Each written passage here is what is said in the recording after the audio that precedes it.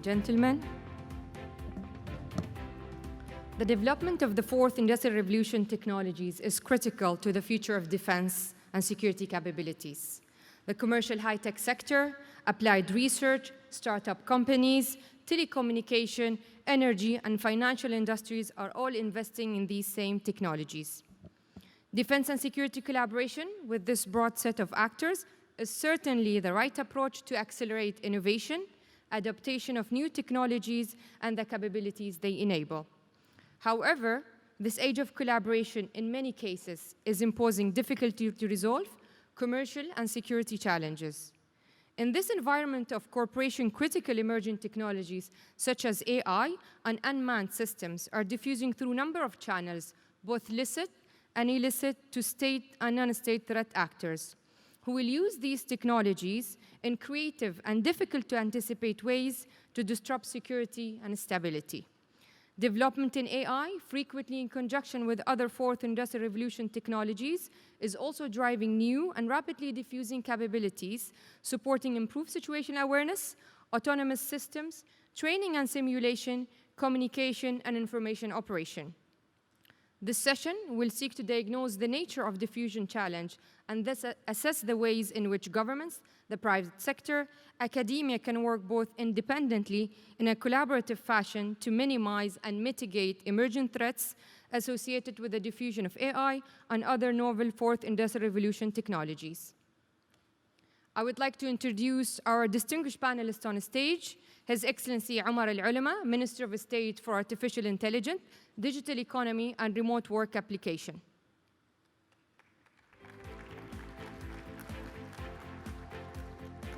Michael Johansson, President and CEO, SAP AB.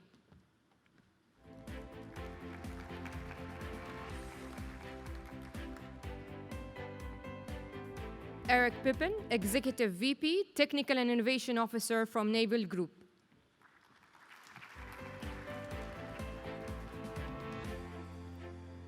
Joining us virtually from United States, Heidi Grant, Director of Defense Security Corporation Agency.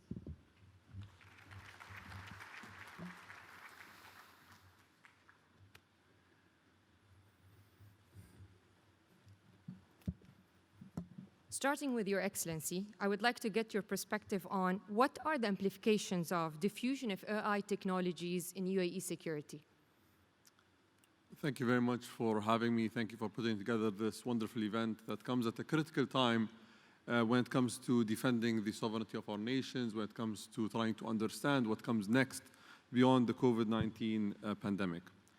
When we look at the UAE is a country that looks ahead and plans proactively rather than reactively towards the changes that are at the periphery. We look at artificial intelligence as a technology that is going to reshape the world as we know it. We see that because in the past, we're going to look at defense specifically. Defense was focused on defending humans because humans were the source of productivity, humans were the source of return and the economy as well. Today, we're seeing increasing infusion of systems that are as productive, that are as critical to our economies, to our sovereignty, to our countries as human beings. The financial system in countries are being led by machines. We're seeing machines take over large parts of the GDP producing efforts within the country. So defending these systems is as critical as defending the sovereignty of the nation, defending lives as well. We've done the planning side by actually looking at the cybersecurity angle. The UAE today has a chief cybersecurity officer that looks at securing these systems. We've invested in companies that are going to invest billions of dollars in R&D, whether it's Edge in Abu Dhabi, whether it's other entities as well, like Dsca, for example, in Dubai. And we're planning always to ensure that we are at the cutting edge of how do we secure these systems, at the cutting edge of understanding what can be done to create a protective layer, and also to create a homegrown talent that can take the UAE to the next step and to the future, inshallah. Thank you.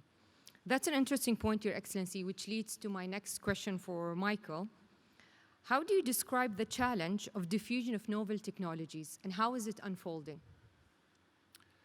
Well, first of all, I mean, we can't sort of stop technology development, and much of this fantastic technologies now driven by the commercial sector. And as long as that is managed in a good society way, of course, it's a fantastic thing for societies going forward, and also for the defense industry. If you're adopting it in a professional way, if you carefully handle it and in an ethical way. But of course, if it gets in the wrong hands, it's a big problem, of course.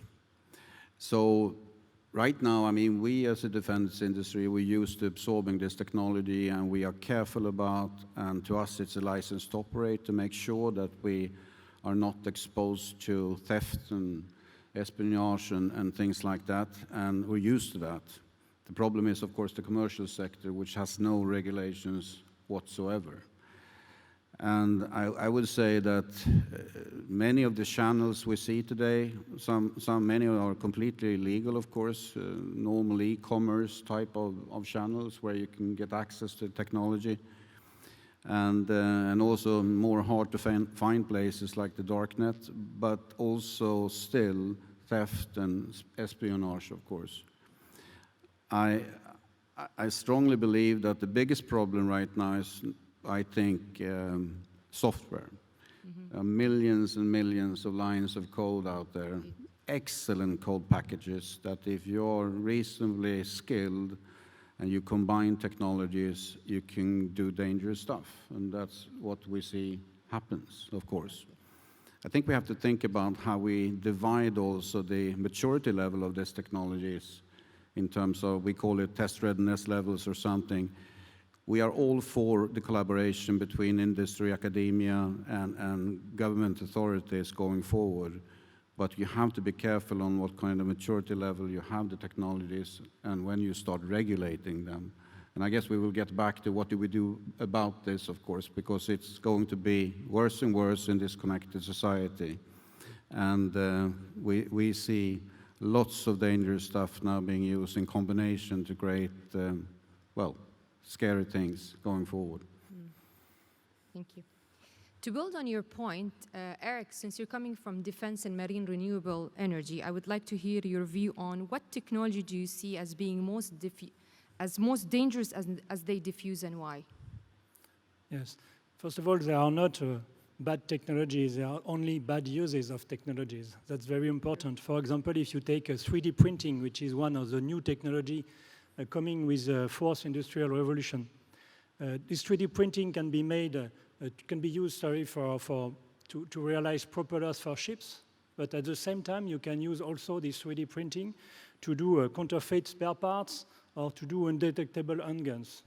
So in fact, we all know that the technology is not the problem. The problem is the use that people can make of this technology. So if we do a short analysis of what could be the diffusion of this technology and what could be the risk and the dangerousness of the technology.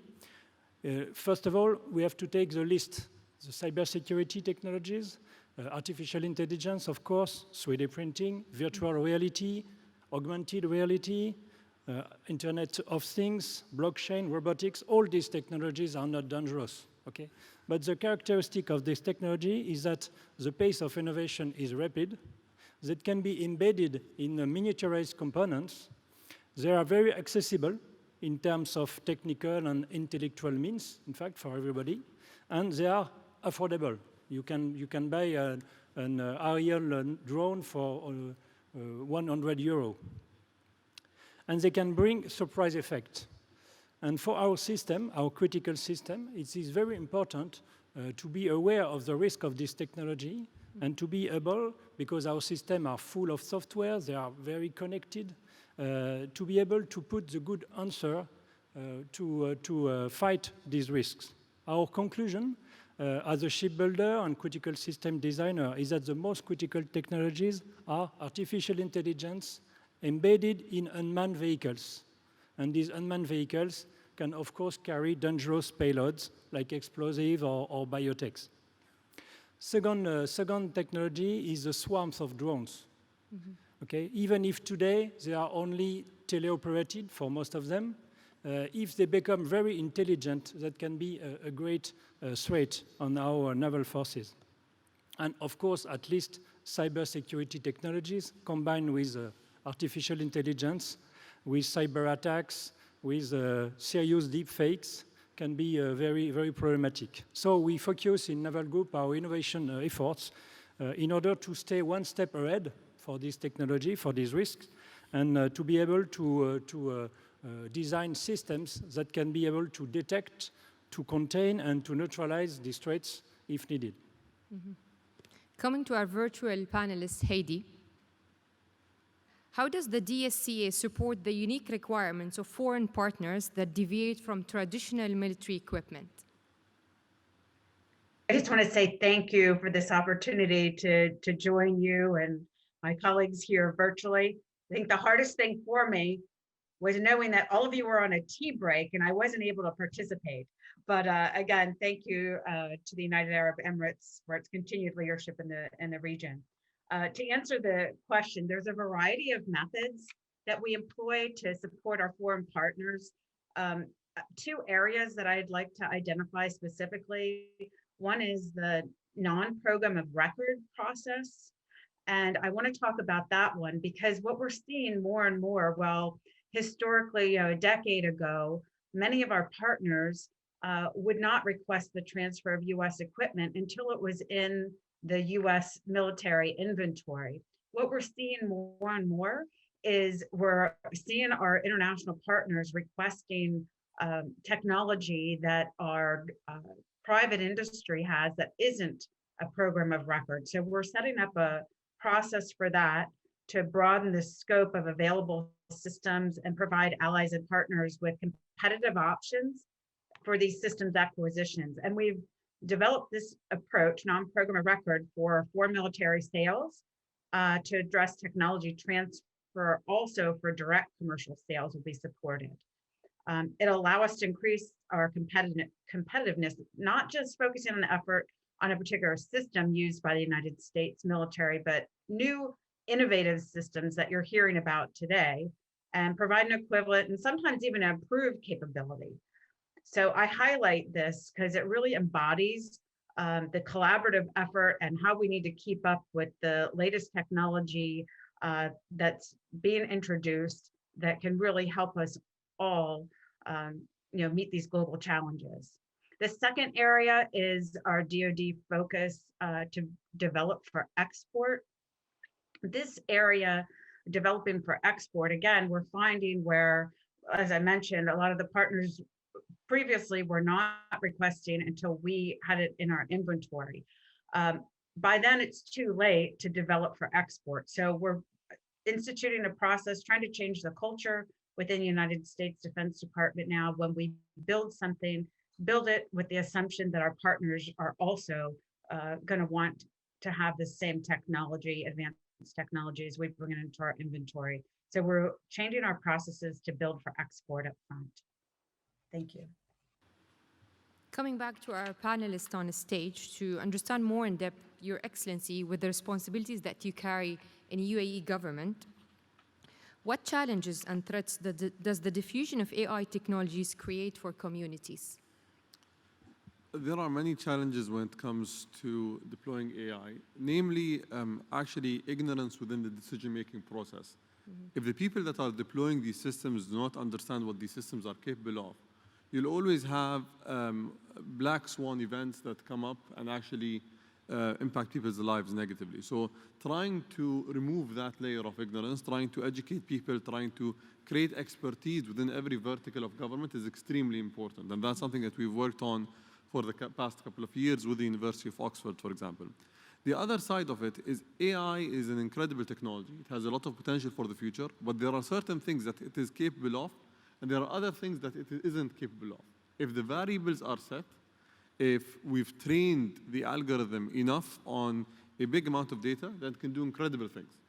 If the variables are not set and it needs to work in an environment that has a lot of changing factors, if it does not have enough training data sets that have the diversity that it needs, there's always the issues of bias, there's always the issues of taking the wrong decisions, and if you don't understand how these systems work, there's an impact there as well.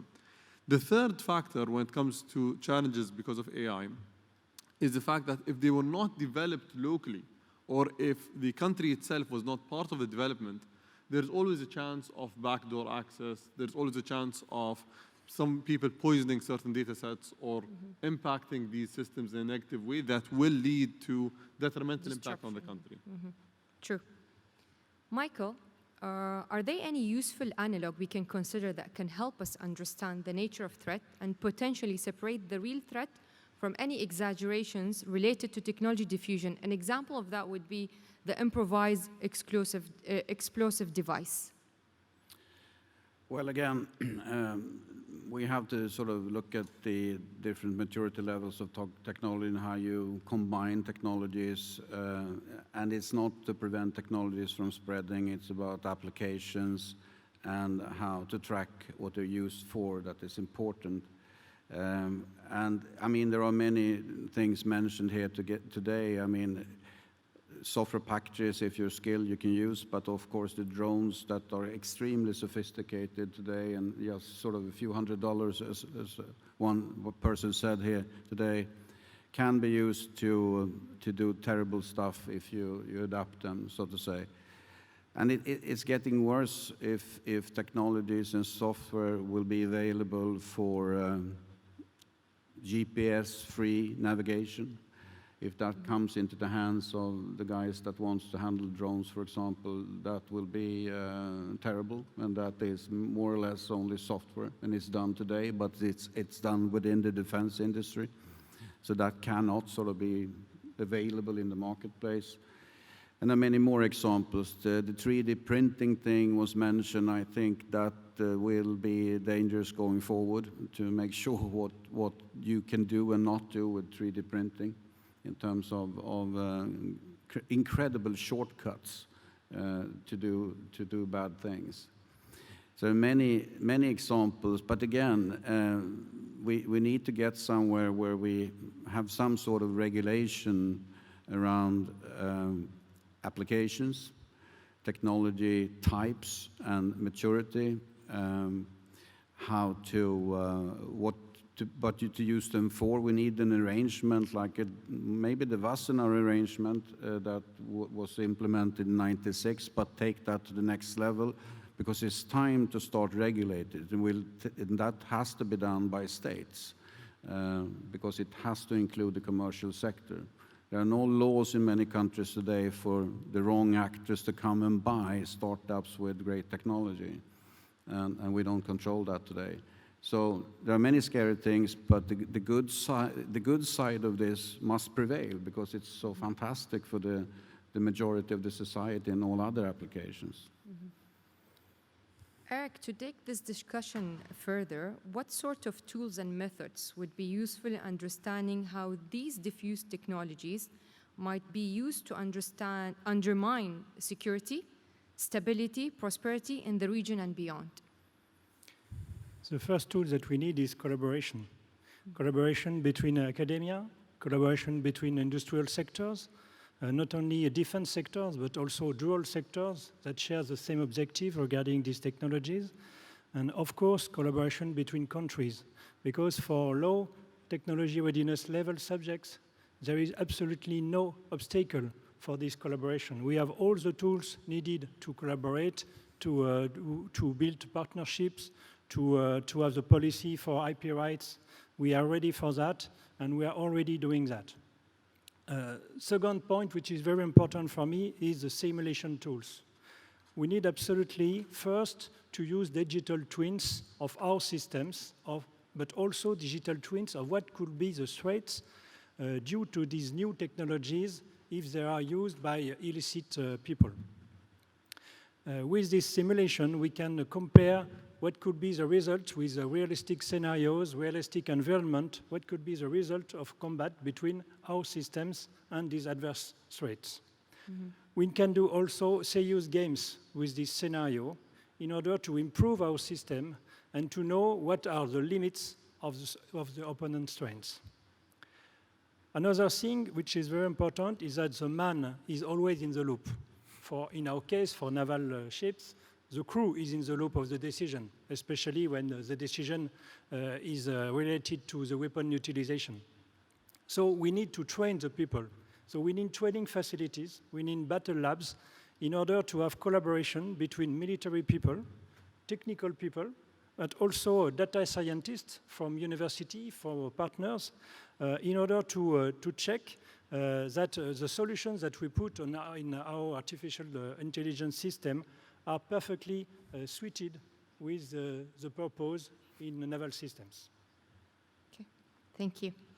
Coming back to Heidi, would like to hear your view on how does the Dsca and the US Department of Defense engage with companies and organizations that are developing new technologies which can help counter future threats and adversaries? The Department of Defense is always thinking, of how to counter future threats to the United States and our allies. And we encourage our industry partners to innovate as much as possible. We're constantly advocating for more research and development funding in that area. DSCA has regular engagements with the U.S. industrial base, and it encourages companies of all sizes to come in and discuss their product lines and challenges that they may be experiencing with exporting their products. One area that we've been working also, we've started to build a relationship with the Defense Innovation Unit within the United States Department of Defense. And the Defense Innovation Unit contracts with companies to find scalable commercial solutions to overcome national security challenges. And we believe that the partnership with their expertise will help ensure we're able to bring innovative solutions to our partners and allies. And then, as you mentioned in the very opening comments, the other area that we're working very closely with is academia. There's a lot of bright young students at our science and engineering universities, and we've been collaborating with them also. Okay, thank you.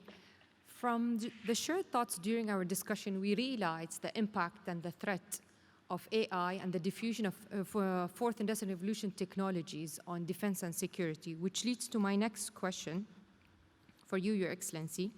What reshaping and rescaling needs are required to build a tech-ready task force? The most important element here is actually the human side of it, actually having local capabilities that are able to develop these systems, that are able to work with these systems, and also understand these systems moving forward. Mm-hmm. The other side would be the hardware side, having the compute capability to be able to work on simulation, as Eric mentioned, for example, having the systems on the ground necessary to ensure effective deployment of artificial intelligence across the country, for example. Cloud capabilities is a big thing here. Quantum, for example, if we're able to crack quantum at an affordable scale as well, is going to be extremely critical.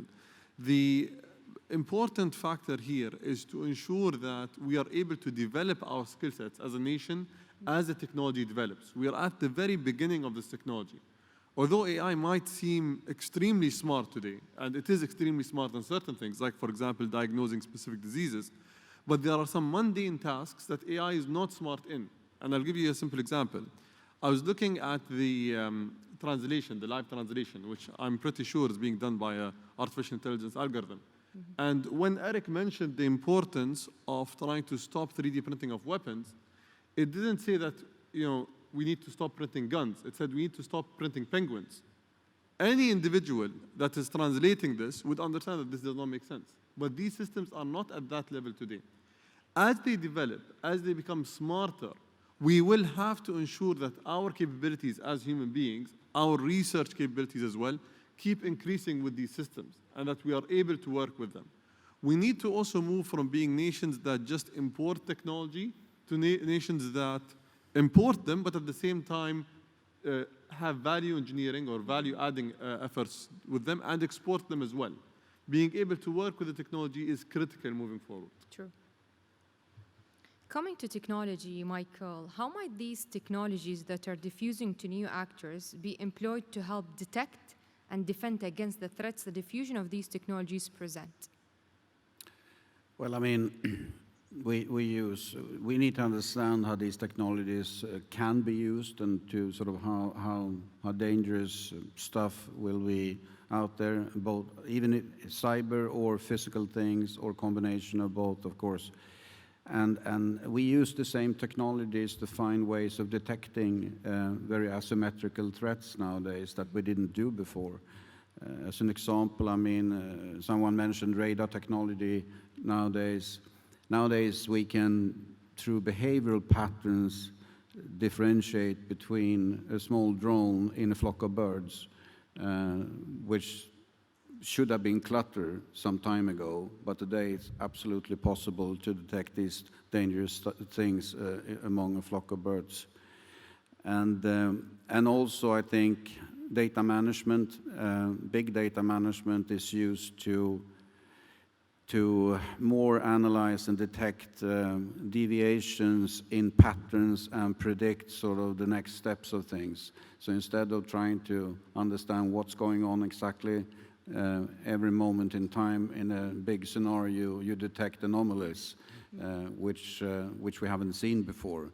And that's typically what sort of the bad guys are doing. So it's a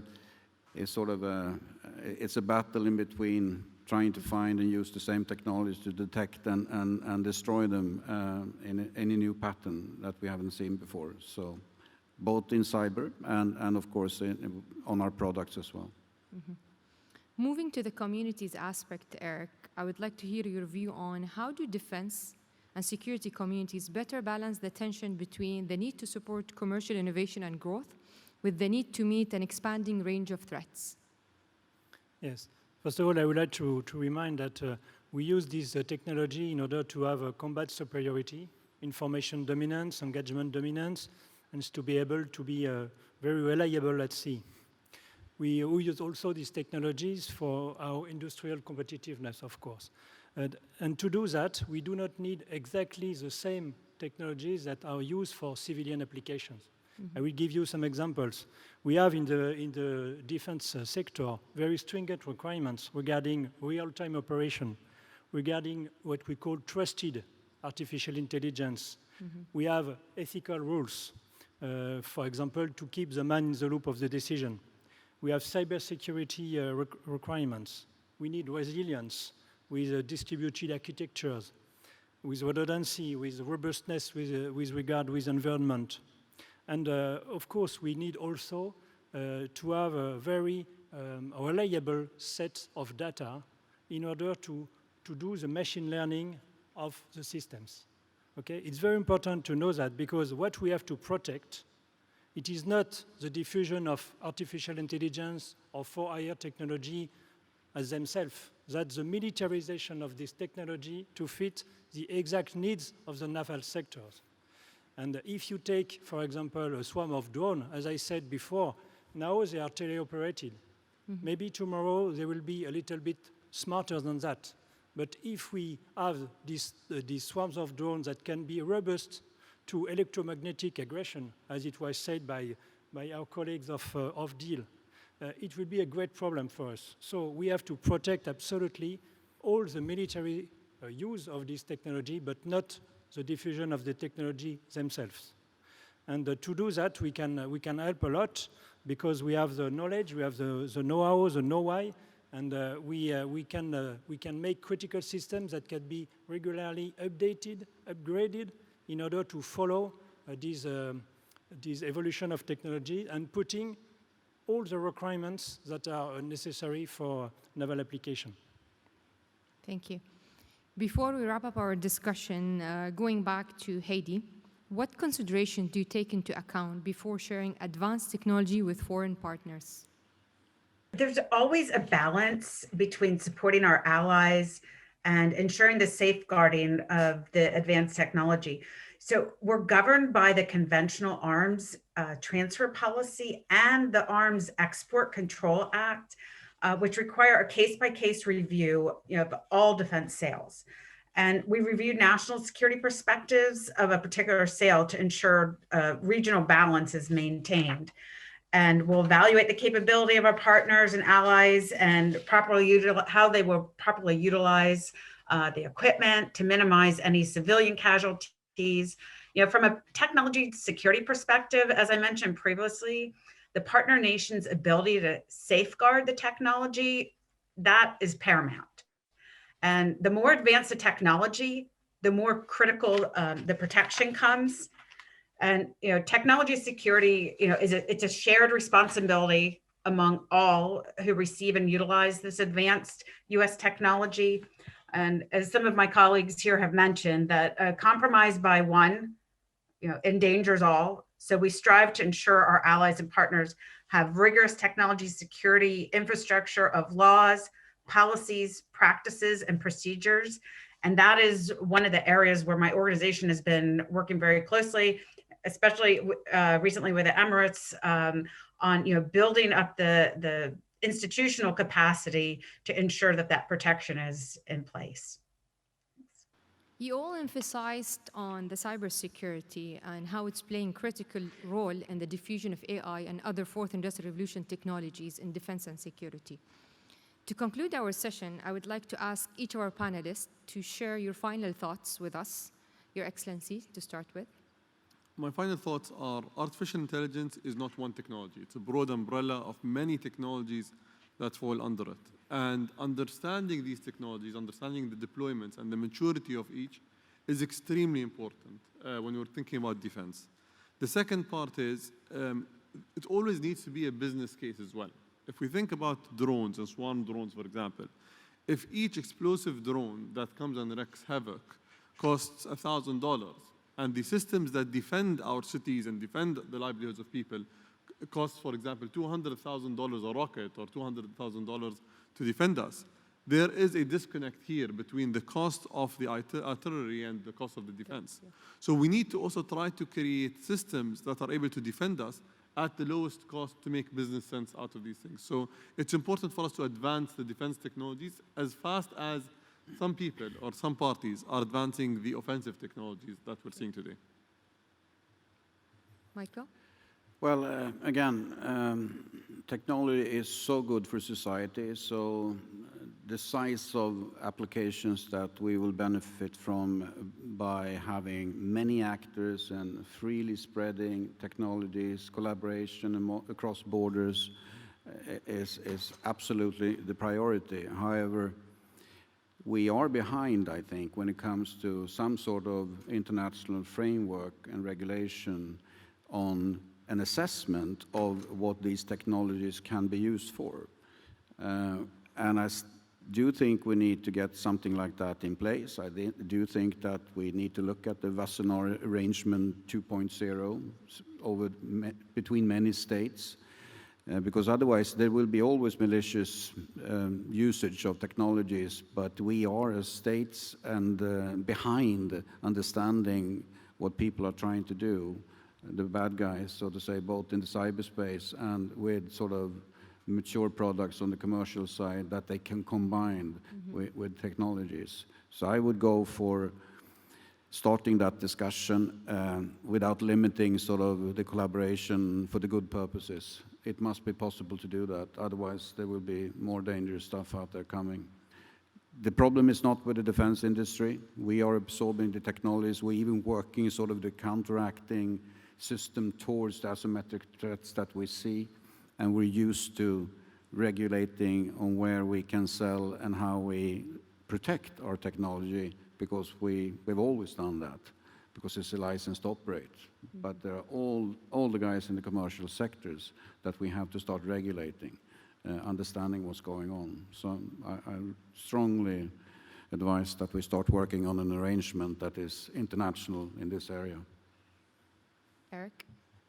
Yes, I would like to say again that these technologies are very a great opportunity for all the sector, especially for the defense sector. Collaboration between actors, academia, industrial, governments, is the key in order to know these technologies and to know how they will evolve. Collaboration is also a solution in order to have critical systems that are better together than alone to face the threats caused by these new technologies, like collaborative tactical situation awareness, like collaborative engagement, using one sensor to detect the threat and one weapon, another ship, in order to fight it. All these collaborative methods are very good, and especially, again, against asymmetric threats, like we can fear with this technology diffusion. Heidi? We won't be able to accomplish our shared global security challenges without a focus on technology. And as more advanced digital technologies emerge, we must have a collective understanding of these security risks that many of us discussed today.